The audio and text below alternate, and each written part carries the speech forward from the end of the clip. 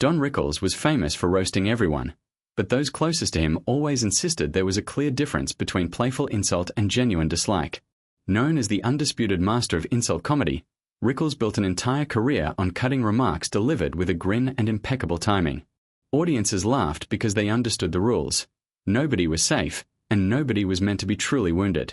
Yet behind the curtain of comedy, Rickles was a deeply loyal, principled man who took respect seriously.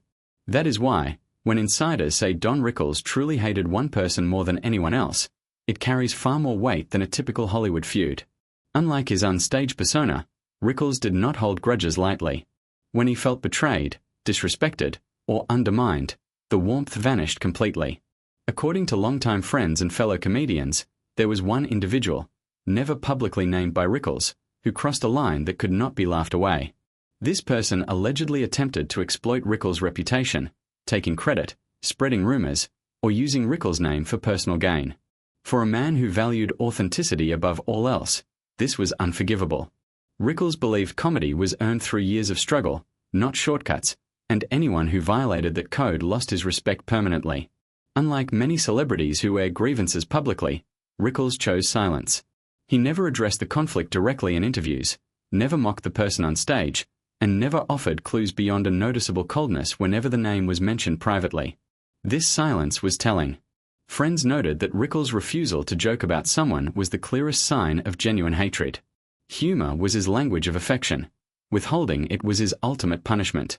Those who witnessed his reaction understood that this was not part of the act. It was personal.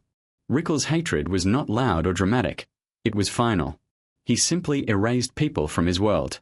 This approach reflected his old-school values, shaped by hardship, service, and decades in unforgiving comedy clubs.